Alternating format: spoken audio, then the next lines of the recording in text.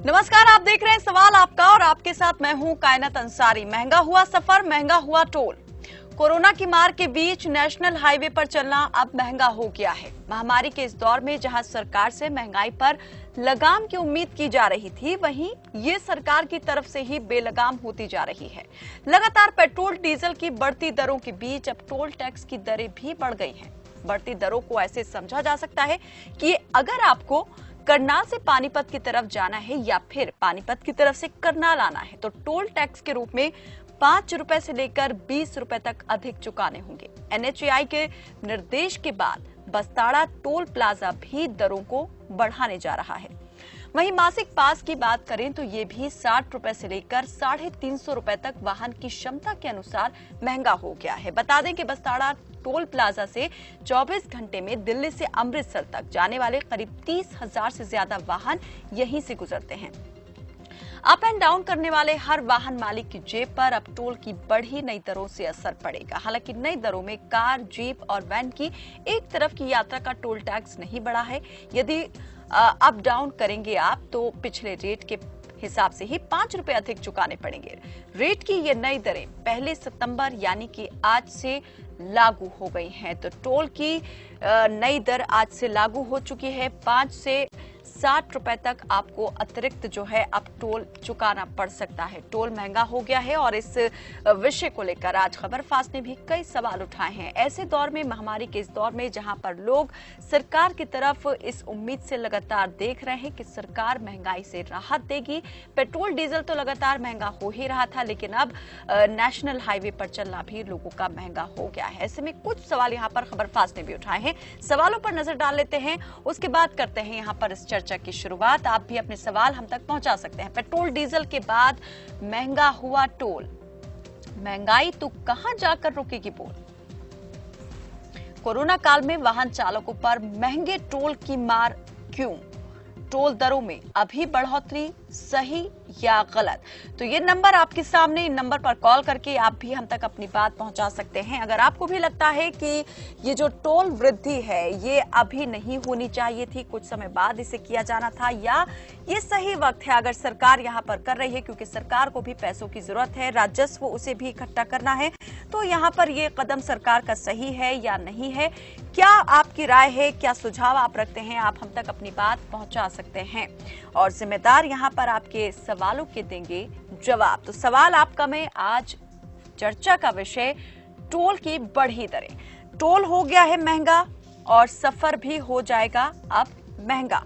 तो 60 रुपए से लेकर 350 रुपए तक वाहन की क्षमता के अनुसार महंगा हो गया है मासिक पास भी। इस पर ज्यादा बातचीत और चर्चा के लिए हमारे साथ जो है कुछ मेहमान जुड़ चुके हैं। वंदना पोपली हमारे साथ बीजेपी की प्रवक्ता जुड़ चुकी हैं और आनंद बियानी कांग्रेस के प्रवक्ता आपसे कुछ ही देर में हमारे साथ जुड़ेंगे। चलिए, जुड़ चुके हैं हमारे साथ आनंद बियानी भी। बहुत बहुत स्वागत है आप दोनों का ही हमारे साथ सवाल आपका में।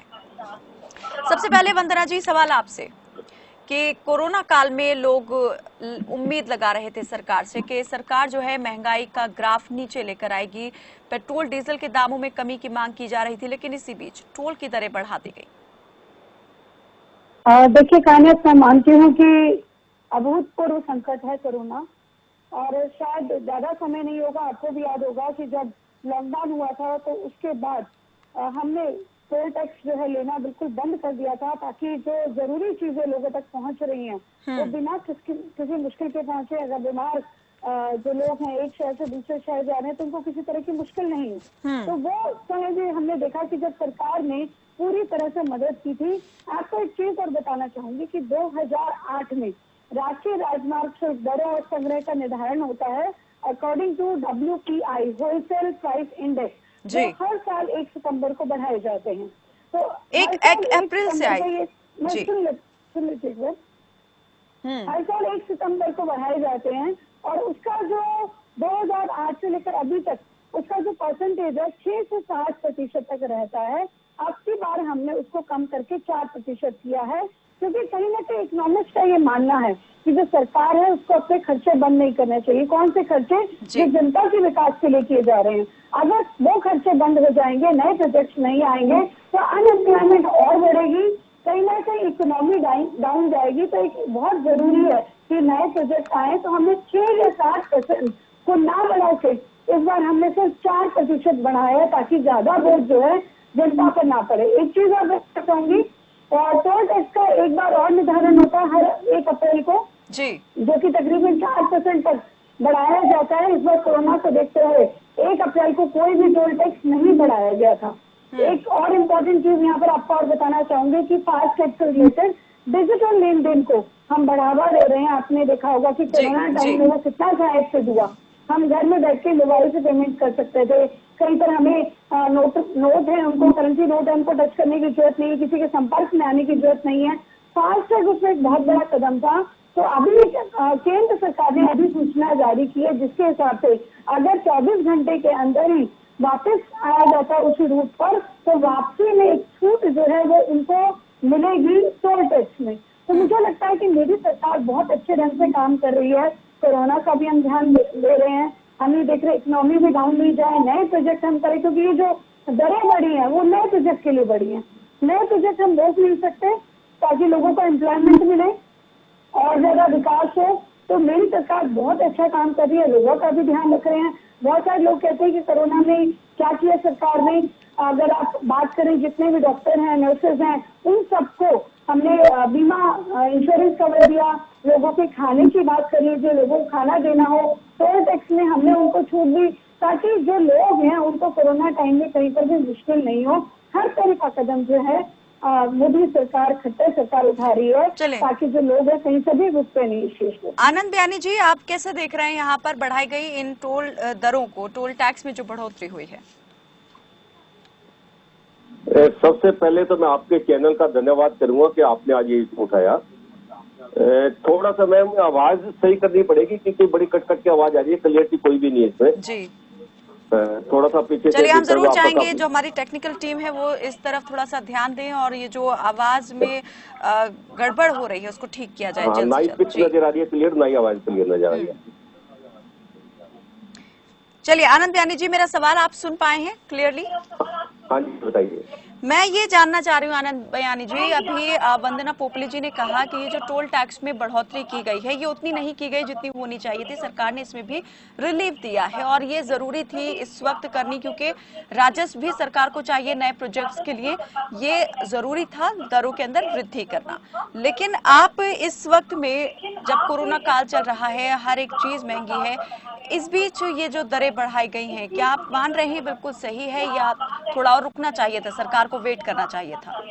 इसका मतलब तो ये है, मेरे को पोपली जी की बड़ी प्रशंसा करनी चाहिए कि देश की जनता के साथ इन्होंने रियायत करवाई है भाजपा की तरफ से।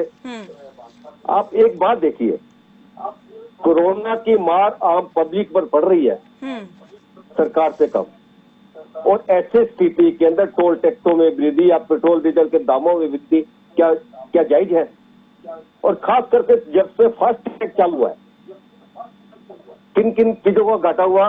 जो लोग 20 किलोमीटर के दायरे में रहते थे टोल टैक्स के, उनके 50% चार्जेस लगते थे, आज उनके फुल चार्जेस लिए जा रहे हैं। दूसरा, 24 घंटे में जब अगर हम रिटर्न आते थे तो रिटर्न टिकट मिलती थी, उसमें विशेष रूप से बयानी जी, वंदना जी, आप दोनों से हम इस विषय पर चर्चा जारी रखेंगे। इसी बीच कुछ दर्शक हमारे साथ जुड़ गए हैं। हरीश जुड़े हैं रोहतक से, जयसिंह जुड़े हैं कुरुक्षेत्र से। हरीश, स्वागत है आपका, पूछिए अपना सवाल। चलिए, लगता है संपर्क टूट गया है। जयसिंह जुड़े हैं कुरुक्षेत्र से। जयसिंह, स्वागत है आपका, पूछिए अपना सवाल।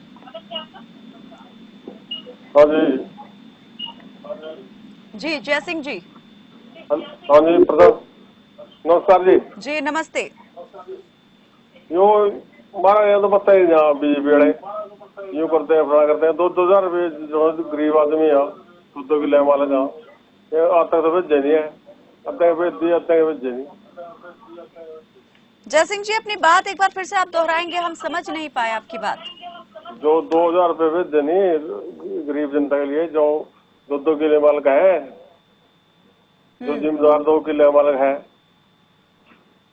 हेलो जी जी, किस विषय में बात कर रहे हैं आप? जयसिंह जी, किस विषय में बात कर रहे हैं? मैं तो जिम्मेदारी बात कर रहे हैं जी। चलिए, शायद आप किसानों से जुड़ी हुई समस्या को लेकर बात करें। बहुत शुक्रिया जयसिंह जी हमारे साथ इस कार्यक्रम में जुड़ने के लिए। जी आनंद जी। मतलब पॉपुलिज्म का मतलब तो ये था कि और भी लूटना चाहते थे। अभी लूट में थोड़ी कमी है। पहले क्या था, रिटर्न टिकट मिलती थी, रिटर्न टिकट पहले रिटर्न टिकट लेता था व्यक्ति, और रिटर्न टिकट में कम से कम 30% डिस्काउंट मिलता था।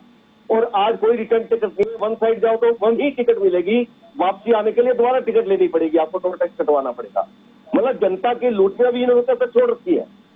जब से फास्टैग चालू किया, फास्टैग की सिक्योरिटी अलग, एडवांस पेमेंट अलग, उसके अलावा टोल टैक्स अलग, और टोल टैक्स के अलावा अभी तो पोपली जी आपको और निगाह दिला देता हूँ, शायद आपको ना पता हो, 200 टोल टैक्स केंद्र सरकार और लगाने जा रही है। क्या चाहती है जनता से केंद्र सरकार? चलिए वंदना जी, वंदना जी, वंदना जी, मतलब कभी कहते हैं स्कूल बंद करने जा रही है, कभी ये करने जा रही है, कभी ये भेज दिया, कभी वो भेज दिया। आप कुछ भी बोलेंगे क्या? अरे झूठ बोलने की भी कोई हद होती है। आप बैठते हैं ये करने जाइए, वो करने जाइए, आप बैठते सरकार में, आप कहिए झूठ मत बोलिए। और आपको मैं बता दूं, जो आप 20 किलोमीटर की बात कर रहे हैं, मैं रेवाड़ी में रहती हूँ। सुनिए, मतलब जिस प्रकार से टैक्स लगाए गए हैं, डीजल पेट्रोल के दाम बढ़ाए जा रहे हैं, अभी और भी लूट बाकी है क्या? 20 करोड़ रुपए का पैकेज की बात, 20 लाख करोड़ के पैकेज की बात करके किसी के हाथ में क्या दिया आपने? जनता को लूटने के अलावा किया है बीजेपी सरकार ने? केवल झूठ बोलना या गप्पे आंकने से तो बात हल नहीं होती। मैं जवाब दूं? जी वंदना जी, जी रखिए अपनी बात। जी देखिए, सबसे पहले जो ये कह रहे हैं कि 20 किलोमीटर में टोल टैक्स लगता था, अभी भी लगता है, तो वो आप गलत बोल रहे हैं। मैं रेवाड़ी में रहती हूँ, 65 रुपए का यहाँ पर टैक्स है, 65 रुपए आने का, 65 जाने का, लेकिन मुझे 230 रुपए पर महीना लगता है।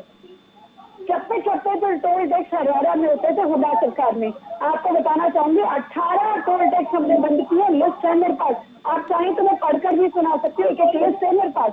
वो काम आपकी सरकार में हुआ करता था, और टोल टैक्स क्या आज ही लगे हैं? बीजेपी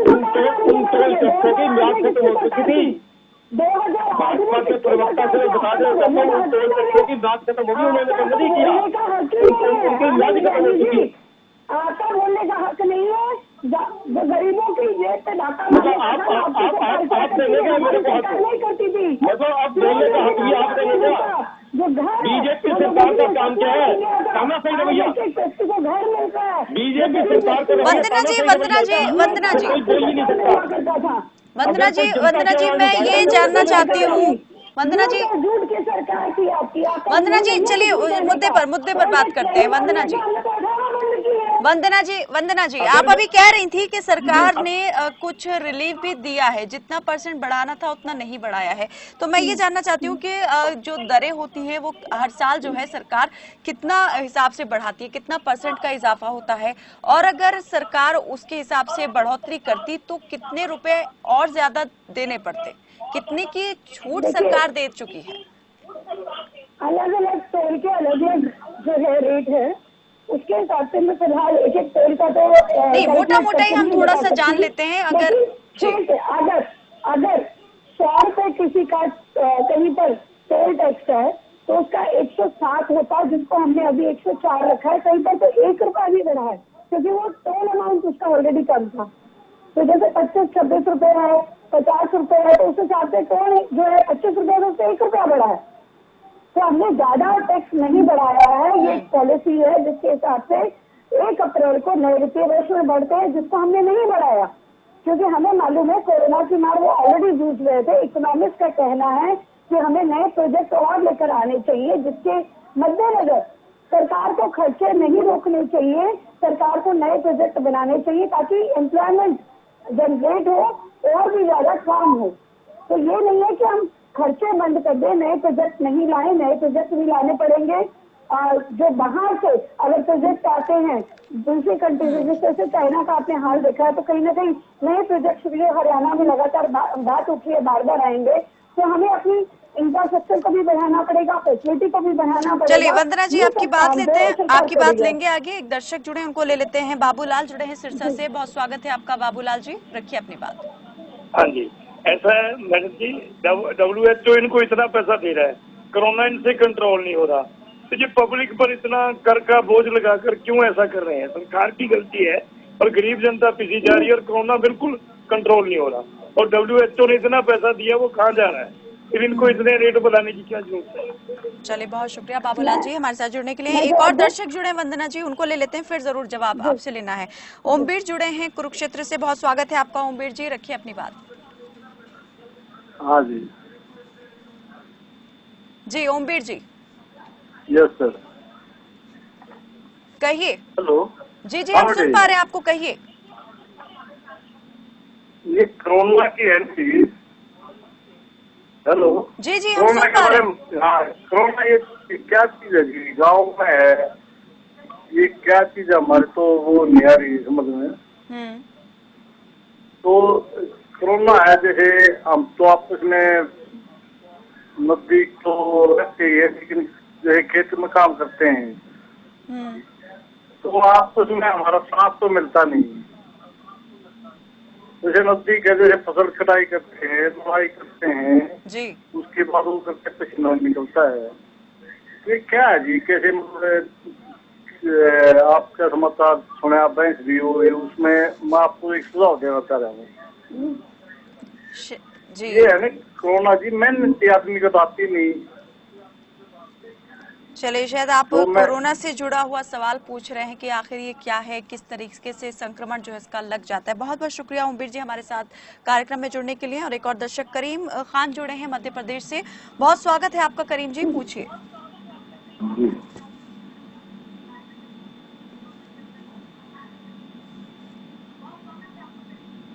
करीम जी, अपनी टीवी की आवाज को कम कर दें और जल्दी से अपनी बात रखें। बिल्कुल बिल्कुल, आवाज कम है जी। सरकारों ने चाहिए कि संवेदनशील हों। इस कोरोना काल में हर कोई परेशान है और कमाई के जरिए बचे नहीं है। और हमें तो ऐसा लगता है कि ये जो है जनता को इन्होंने समझ दिया कि ये मजबूर हैं, इनके साथ जैसा व्यवहार करेंगे वैसा भुगतने को तैयार हैं और हम भुगत भी रहे हैं। पेट्रोल का भाव बढ़ाने का कोई मतलब ही नहीं था, टोल टैक्स बढ़ाने का कोई मतलब नहीं था। इनको संवेदनशील होना चाहिए कि कभी लोगों की कमाई नहीं है, जैसे तैसे अपने घर के खर्चे पूरे कर रहे हैं। सरकार अपने आप में कटौती करे अपने खर्चों में। आज भी इनको संसद भवन में 50-60 रुपए की थाली खाना मिल जाता है, जबकि वो 500-700 रुपए का खाना होता है। कि अपने बारे में कटौती करे, हमारे को पब्लिक को परेशान कर रहे हैं। पहले अपने पे आप पे कटौती कर ले। इनकी पेमेंट में कोई अंतर नहीं आया, इनकी किसी बात में कोई अंतर नहीं आया, इनको अपने आप में कटौती करना चाहिए। चलिए, बहुत बहुत शुक्रिया करीम जी हमारे साथ कार्यक्रम में जुड़ने के लिए। जी वंदना जी। जी, दो लोगों ने प्रश्न पूछा, इसका मैं जवाब देना चाहूंगी। सबसे पहले वाले जो दर्शक जुड़े उन्होंने पूछा कि कोरोना टाइम में जो खर्चा है वो क्या हुआ, सरकार को संवेदनशील होना चाहिए। WHO की तरफ से जो पैसा आया है सरकार को इस्तेमाल क्यों नहीं कर रही है? आपको बताना चाहूंगी कि पूरे कोरोना समय में बसेस नहीं चली, ट्रेन नहीं चली, इंडस्ट्रीज बंद रही, हमने फसलों की पूरी खरीद की, इलेक्ट्रिसिटी बिल में हमने समय सीमा दी, बैंक EMI में समय दी और समय दिया। अप्रैल से जून तक हमारा राजस्व 5,000 करोड़ कमाया। ये मैं आपको सिर्फ हरियाणा के परिप्रेक्ष्य में बता रही हूँ। और 4,000 करोड़ का अतिरिक्त व्यय हुआ, वो कहाँ पर व्यय हुआ वो भी मैं आपको बताना चाहूंगी। श्रमिकों को चाहे घर बनवाना हो, घर भिजवाना हो, इलाज बनवाना हो, हॉस्पिटल की सुविधा हो, मुफ्त राशन की बात कर लें, मुख्यमंत्री परिवार निधि योजना में 12 लाख से अधिक लोगों को 4,000 रुपए दिए गए। मनरेगा की आय बढ़ाई गई, 284 से 309 रुपए की गई। कोरोना संकट होने पर डॉक्टर को 50 लाख, नर्स को 20-30 लाख और पैरामेडिकल स्टाफ को और 15 लाख का जो अमाउंट है वो दिया गया। ये सब जो खर्चा है सरकार की तरफ से लगातार वहन किया जा रहा है और कहीं ना कहीं इसका एक बहुत बड़ा कारण ये है कि सरकार संवेदनशील है। वो चाहती है कि जो अभूतपूर्व हमारे पर जो मुसीबत आई है उसे झेलना ज्यादा नहीं पड़े। और मुझे लगता है कि मोदी सरकार और खट्टर सरकार इसमें कहीं ना कहीं बहुत हद तक सफल भी रही है। एक इम्पोर्टेंट चीज यहाँ पर मैं और कहना चाहूंगी, यहाँ पर उन्होंने कहा कि कटौती क्यों नहीं की। जितने भी हमारे MLAs हैं उन्होंने अपनी सैलरी दी। इसके अलावा जितने भी खट्टर जी की अगर मैं बात करूं, उन्होंने जितने भी चेयरमैनशिप से हमको विड्रॉ कर लिया। अगले 1 साल तक कोई चेयरमैन नहीं दिया जाएगा। जहाँ जहाँ खर्चा हम कम कर सकते हैं, करेंगे, लेकिन 1 रुपए से लेकर 4 रुपए की बढ़ोतरी में मुझे लगता है कोई मुश्किल वाली बात नहीं है। और ये सारे प्राइवेट व्हीकल्स की मैं बात करूँ जो कि पास ऑन होते हैं, उसका इतना ज्यादा असर नहीं पड़ेगा। 6 से 7% जाके हर साल वो नहीं होती थी, उसकी वजह हम 4% बढ़ा रहे हैं। तो पूरी तरह से वंदना जी, आपने कहा कि 1 से 4 रुपए तक की बढ़ोतरी बहुत ज्यादा बढ़ोतरी नहीं है, लेकिन अगर हर दूसरी चीज पर ये बढ़ोतरी होना शुरू हो जाए, आप खुद समझ रही हैं कि इस वक्त जो है लोगों के काम और जो कारोबार हैं वो किस तरीके से प्रभावित हुए हैं। फिर दूसरा, यहाँ पर मौसम की मार भी हर एक चीज पर पड़ रही है, सब्जियों के दाम से लेकर पेट्रोल डीजल के दाम, सब कुछ यहाँ पर बढ़ते जा रहे हैं, हर चीज महंगी मिल रही है, सोर्स ऑफ इनकम खत्म हो चुका है। तो ऐसे में लोग जो हैं उनके पास भी तो क्षमता नहीं है उतना ज्यादा खर्च करने की, तो उम्मीद तो सरकार से ही की जा सकती है। बयानी जी। वही मैं कह रही हूँ कि उम्मीद सरकार से है कि सरकार बहुत कुछ करे, तो उसके लिए रेवेन्यू भी जनरेट करना ही पड़ेगा, और ज्यादा बढ़ोतरी इसलिए नहीं की गई है। चलिए बयानी जी, और भी मुश्किलें आ रही हैं। आप कह रही हैं बहुत ज्यादा बढ़ोतरी नहीं की गई, लेकिन बढ़ोतरी तो हुई है वंदना जी। कर सकती थी, भारतीय जनता पार्टी की सरकार भी आसानी से हम इन पैंडेमिक से निकलते जा रहे हैं। चलिए वंदना जी, बयानी जी को ले लेते हैं, बयानी जी को ले जी। इसलिए कम लग रही है क्योंकि वो भ्रष्टाचार से पैसा कमा रहे हैं, वो लोगों की जेब में से कोई मतलब नहीं है। सरकार की जनता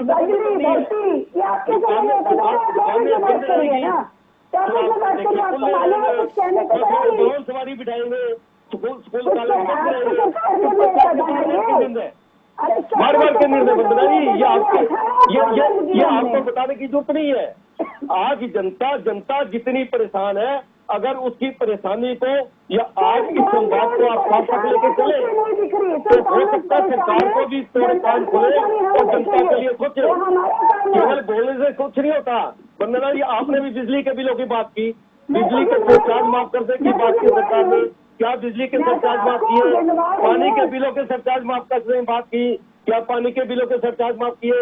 कई गुना बिल आ रहे हैं, लोगों को देने पड़ रहे हैं, कनेक्शन न करें। व्यापारी आज पूरा व्यापारी परेशान है। जब मन में आया मतदान को मंगल का कर दिया, जब मन में आया इतवार से शनिवार को बंद कर दिया। आप ये तानाशाही छोड़ दें, लोग आपको सड़कों पे ले आएंगे, चिंता मत करो। चलिए वंदना जी, आनंद जी आपसे बात करेंगे। एक और दर्शक हमारे साथ जुड़े हैं, अजय सिंह जुड़े हैं कुरुक्षेत्र से। बयानी जी आपसे लेंगे, जरूर आपका पक्ष लेंगे। वंदना जी बिल्कुल। अजय सिंह जी एक दर्शक जुड़े हैं कुरुक्षेत्र से, उनको भी ले लेते हैं। बहुत स्वागत है आपका अजय जी, रखिए अपनी बात।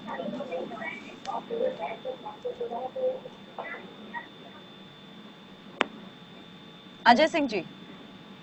हाँ जी जल्दी से अपनी बात रखिए।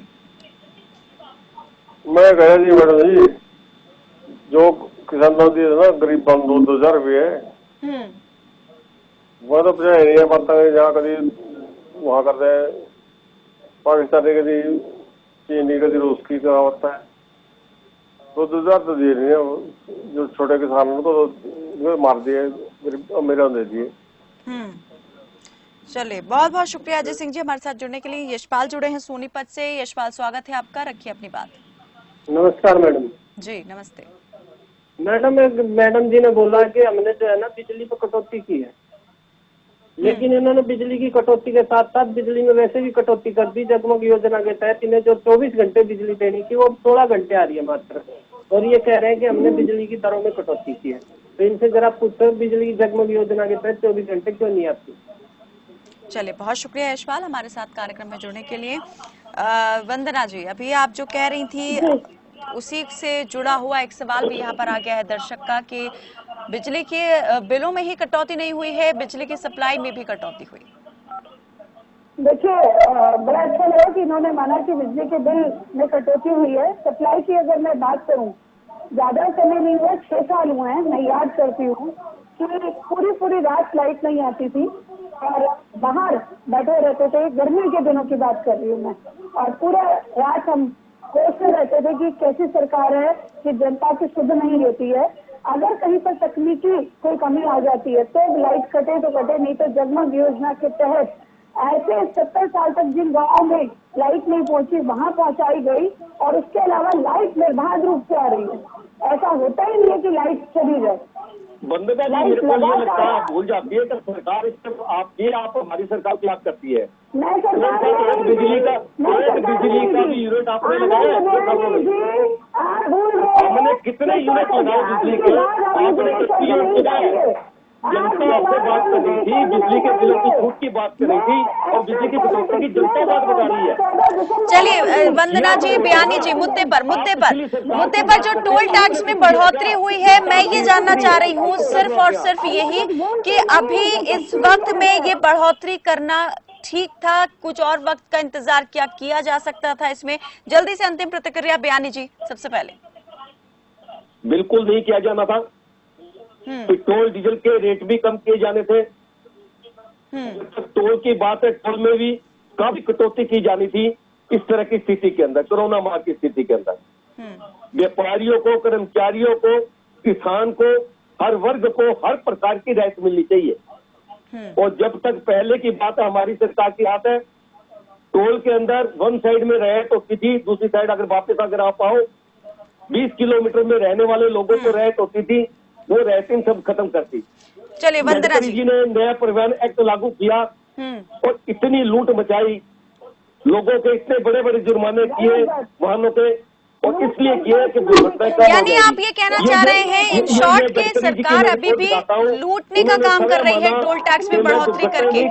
जल्दी वंदना जी, जल्दी से, मेरे पास बहुत कम वक्त है जी। सबसे पहले अनिल बैनी जी बोल रहे हैं कि पेट्रोल डीजल की बात कर रहे हैं, मैं आपको पूरे आंकड़े के साथ बताना चाहूँगी। वंदना जी बहुत शॉर्ट में, मेरे पास वक्त बहुत कम है, चर्चा मुझे खत्म करनी होगी जी, जल्दी से। ज्यादा लंबा नहीं है जी।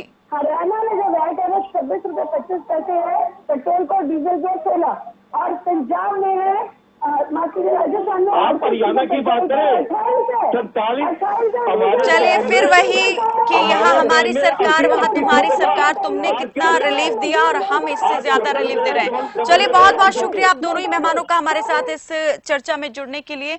तो यहाँ पर आंकड़े भले ही कुछ भी कहते हो, आंकड़ों की बाजीगरी, जादूगरी यहाँ पर हम देखते ही आ रहे हैं, लेकिन सीधी मार जो यहाँ पर जनता पर महंगाई की पड़ रही है उससे कोई भी आंख नहीं चुरा सकता है। टोल टैक्स में बढ़ोतरी हो गई है और अब यहाँ पर नेशनल हाईवे पर सफर करना आपको महंगा पड़ेगा। हालांकि सरकार का ये तर्क है कि जितनी बढ़ोतरी की जानी थी उतनी बढ़ोतरी ना करके उसमें भी एक गुंजाइश रखी गई है और रियायत देने का काम सरकार की तरफ से किया गया है। भले ही सरकार इसे रियायत बता रही हो, लेकिन महंगाई की मार तो फिर से यहाँ पर जनता पर पड़ने ही वाली है। सवाल आपका में मेरे साथ बस इतना ही। आप देखते रहिए खबर फास्ट। नमस्कार।